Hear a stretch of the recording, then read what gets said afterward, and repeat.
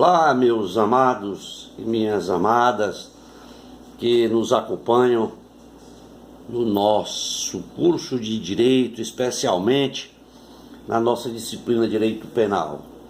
Na nossa última aula, a nossa 22ª aula, nós tratamos dos crimes contra a inviolabilidade do domicílio previsto no artigo 150 a 154b do Código Penal.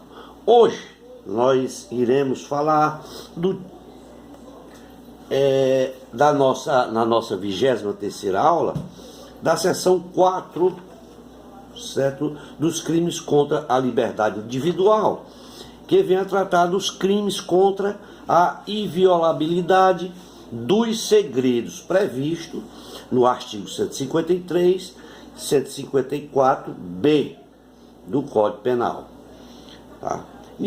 Antes de iniciarmos a nossa aula propriamente dita, gostaria de pedir a todos que se inscrevessem no canal, fizessem comentários, para que eu possa, de uma forma ou de outra, certo? Baseado nos comentários de vocês, melhorar o conteúdo das aulas. Ficaria muito grato se todos se inscrevessem. Iniciemos. Bom, dos crimes contra a inviolabilidade do segredo, vem a tratado no Código Penal, no seu artigo 153 ao 154b. Esse tipo de crime somente se procede mediante representação e excepcionalmente, certo? Fora da representação, e tem como pena base de 3 meses a 2 anos. Os delitos encontrados neste artigo, que são dos crimes contra a inviolabilidade dos segredos, estão previstos no artigo 153, que diz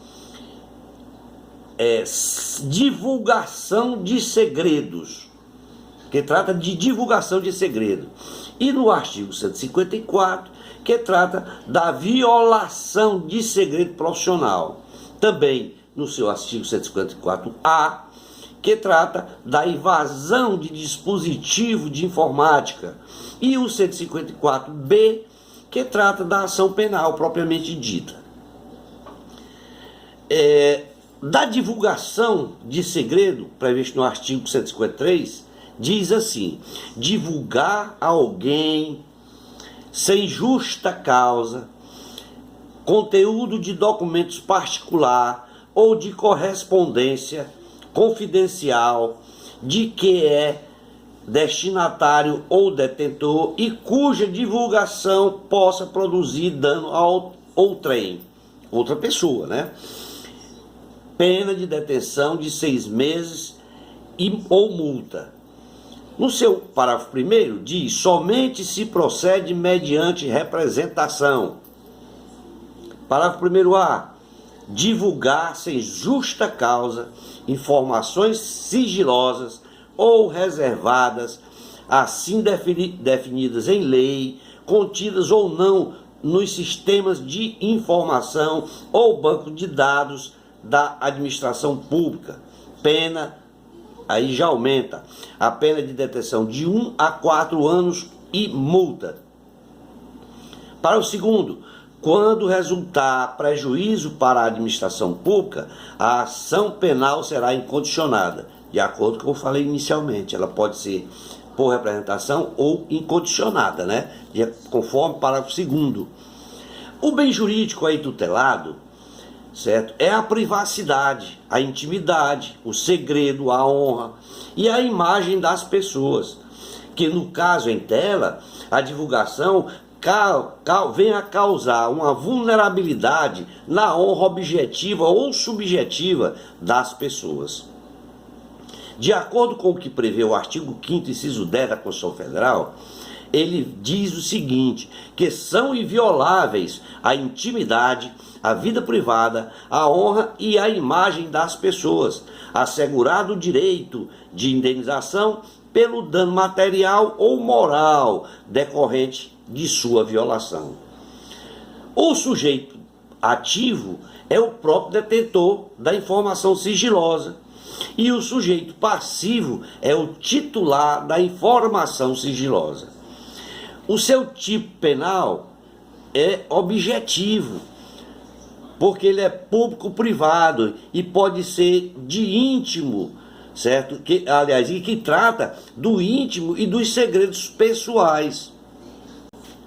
É uma ação pública, pois todos têm o direito de saber da informação, ou seja, todos podem saber de informação, porque não fere aí qualquer direito. No entanto, certo? É também privado, porque nem todos têm o direito e nem podem saber das informações íntimas ou de segredos pessoais, né?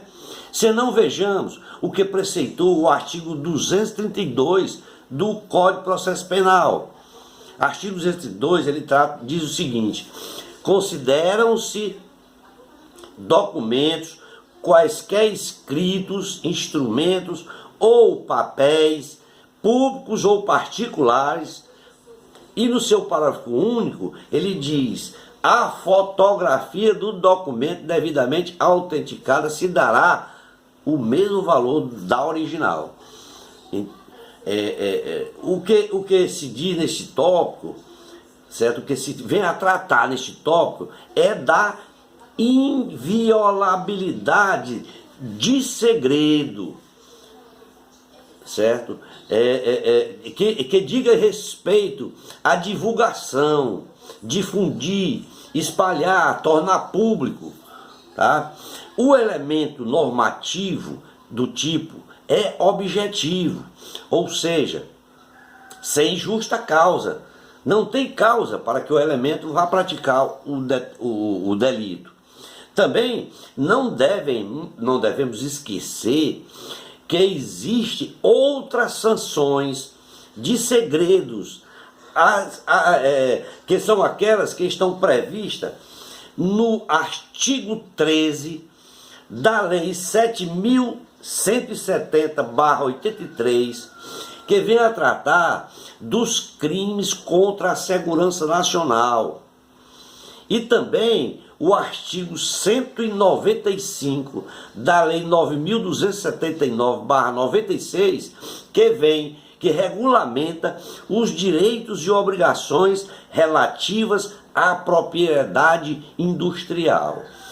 Esses dois artigos que eu citei se relacionam a segredos, né? O elemento subjetivo do tipo penal é o dolo genérico, que no caso tem um especial fim de atingir em consonância com outro delito. Tá? Não há forma culposa nesse delito. A sua consumação se dá pela própria tentativa. Tá? O delito ele se consuma quando o segredo é divulgado para um número indeterminado de pessoas, sendo assim neste caso um crime formal, ou seja, quando uma única pessoa sabe não caracterizar, quando uma única pessoa sabe do ocorrido, não caracteriza certo delito, porque tem que haver um certo número indeterminado de pessoas. No entanto, a tentativa é possível, tá? A ação penal, em regra, é uma ação penal pública condicionada, como eu falei anteriormente, condicionada à representação. Devemos observar, observamos o parágrafo 1º do artigo, que diz que somente se procede mediante representação. O 153 de divulgar alguém sem justa causa e tal. No seu parágrafo 1º, certo? Ele diz que a divulgar sem justa causa informações sigilosa e somente se procede mediante representação. No entanto, existe exceção, é de que a ação penal ela pode ser pública e condicionada. Vejamos o parágrafo 2º do artigo 153, quando resultar prejuízo para a administração pública, tá? A ação penal ela será incondicionada. Então ela pode ser condicionada à representação ou incondicionada, conforme previsto no seu parágrafo 2º do artigo 123. A sua modalidade é equiparada, está ali equiparada ao parágrafo 1º, que é o que? A divulgar sem justa causa informações, certo? Sigilosas ou reservadas, assim definidas em lei, contidas ou não no sistema de informações ou banco de dados da administração pública, que tem uma pena de 1 a 4 anos e multa. Quando falamos da violação de segredo profissional, este tema ele está previsto no artigo 154 do Código Penal, que diz revelar a alguém sem justa causa segredo de que tem ciência em razão de função, ministério, ofício ou profissão e cuja revelação possa produzir dano a outrem. Tem pena de detenção de 3 meses a 1 ano ou multa.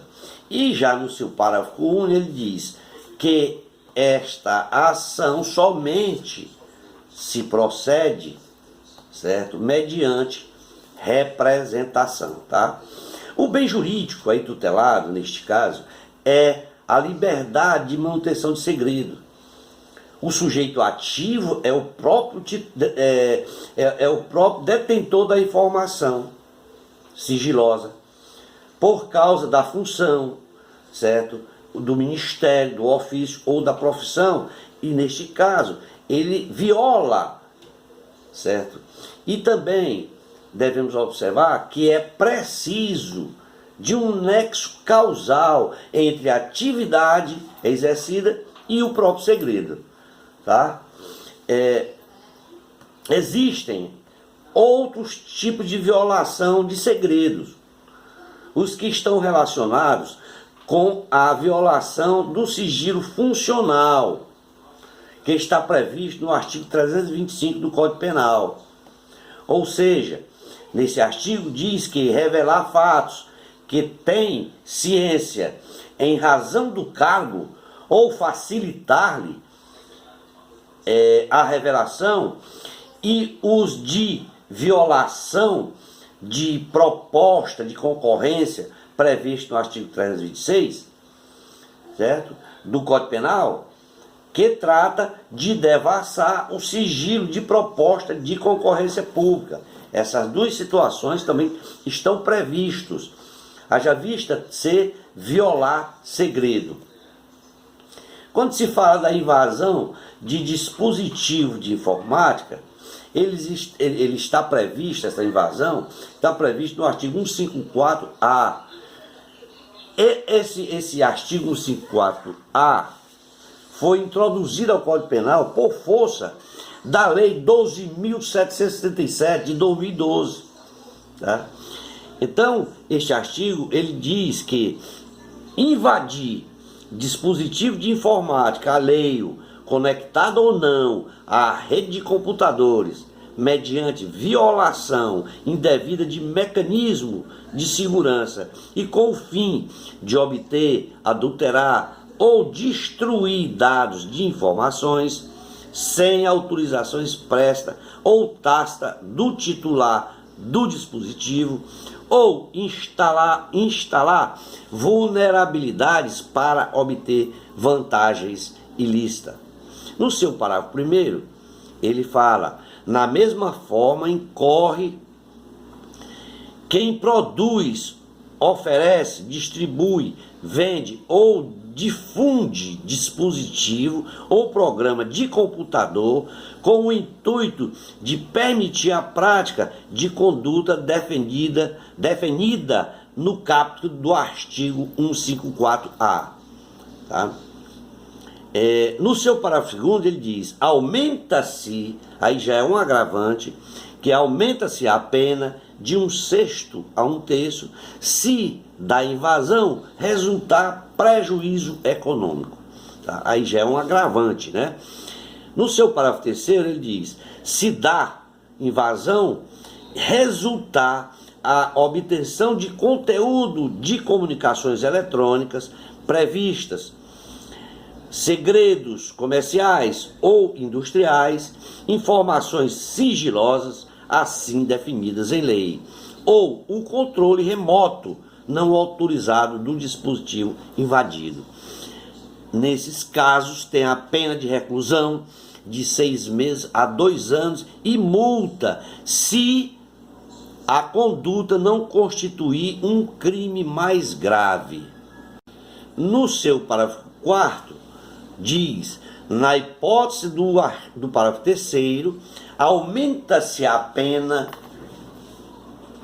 de 1 a 2/3, outra agravante, né, no caso, se houver divulgação, comercialização ou transmissão a terceiros, a qualquer título, dos dados ou informações obtidas.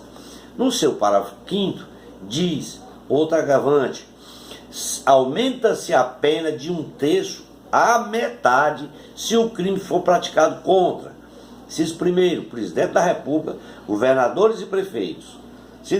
Segundo, presidente do Supremo Tribunal Federal. Inciso terceiro, presidente da Câmara dos Deputados, do Senado Federal, de Assembleias Legislativas de Estados, de Câmaras Legislativas do Distrito Federal ou de câmaras municipais, ou, no seu inciso 4º, dirigente máximo de administração direta e indireta federal, estadual, municipal ou Distrito Federal. Devemos também observar neste caso o bem jurídico tutelado, que é a privacidade, a intimidade, o segredo, a honra e a imagem das pessoas envolvidas. Haja vista que a divulgação ela vai causar uma certa vulnerabilidade na honra objetiva e ou subjetiva das pessoas previstas neste artigo e seus incisos. Tá? E também a gente tem que observar, certo, o que prevê o artigo 5º, inciso 10 da Constituição Federal, o qual nós citamos agora há pouco. Tá? O sujeito ativo aí também é qualquer pessoa, e o sujeito passivo também é o próprio titular dos dados ou informação não públicas. Tá? Ou seja, é a própria intimidade destas pessoas. O termo, no caso de termo invadir, o legislador quis dizer entrar sem permissão. Também que não basta apenas, quando se trata desse assunto, não basta apenas entrar no dispositivo de informática. Basta entrar em qualquer aparelho que receba informações. Por exemplo, notebook, celular, laptop, PC e etc. Qualquer aparelho que receba esse tipo de informação.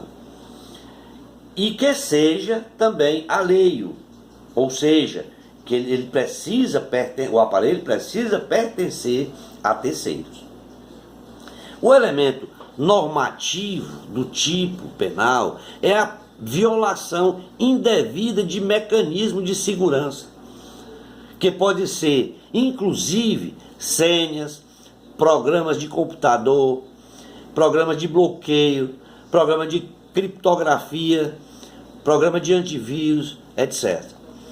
Já o tipo objetivo penal é o dolo, com o fim específico de agir, com o fim de obter, adulterar ou destruir dados, certo? Ou informações sem autorização expressa ou tácita do titular do dispositivo, ou até instalar vulnerabilidades para obter vantagens ilícitas.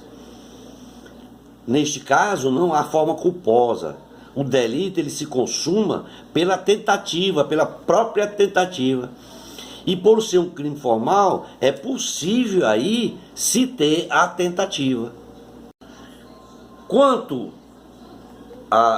no que diz respeito à invasão, nós atentamos para que neste caso é um crime formal e a tentativa é possível, eu já falei. Tá.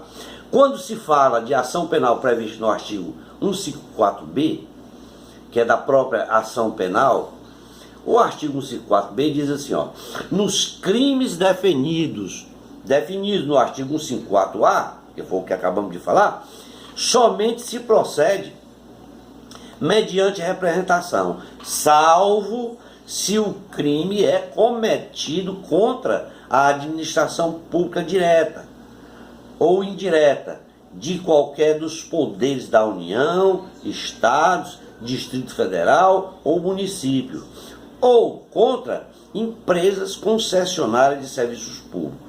Em regra, é uma ação penal pública condicionada à representação. No entanto, existe aí uma exceção por conta do tipo de pessoa. Portanto, ela deve ser também uma ação penal pública incondicionada. Tá? Então, ela pode ser uma ação penal pública condicionada à representação ou incondicionada. A forma equiparada a estes termos, elas estão previstas no seu próprio parágrafo 1º, que diz: na mesma pena incorre quem produz, oferece, distribui, vende ou difunde dispositivo ou programa de computador, com o intuito de permitir a prática da conduta definida no caput do artigo. Esta forma ela faz parte, sim, dos atos preparatórios em referência ao caput do artigo 154A. Este crime ele tem causa de aumento de pena, de acordo com o que está previsto no seu parágrafo 2º, que diz que aumenta-se a pena de 1/6 a 1/3 se a invasão resultar prejuízo econômico. E no seu parágrafo 5º diz que aumenta a pena de 1/3 a metade se o crime for praticado contra o presidente da República, Assembleia Legislativa e etc, etc, etc, de acordo com o que citamos agora há pouco. A forma qualificada, ela está prevista no seu próprio parágrafo 3º, que diz que se a invasão resultar na obtenção de conteúdo de comunicação eletrônica previstas, certo? Privadas, aliás, eletrônicas privadas, segredos comerciais ou industriais, informações sigilosas, certo? Assim definidas em lei, ou um controle remoto não autorizado no dispositivo invadido, que tem uma pena de reclusão de 6 meses a 2 anos e multa se a conduta não constituir um crime mais grave. Vamos ficar por aqui. Acabamos de dissecar os crimes contra a inviolabilidade dos segredos previstos no artigo 153, 154, 154A e 154B. Na nossa próxima aula de Direito Penal, nós estaremos comentando o título 2 dos crimes do Código Penal, certo? Da parte geral do Código Penal, da parte especial do Código Penal, que trata dos crimes contra o patrimônio, especialmente no seu capítulo 1º, que vem a tratar do furto qualificado, furto de coisa comum, certo? Previsto no seu artigo 155, ao 156 do Código Penal. Obrigado a todos vocês e a todas vocês, e espero ter contribuído com todos. Aguardo na nossa próxima aula, que será a nossa 24ª aula de Direito Penal. Mais uma vez, obrigado e até lá.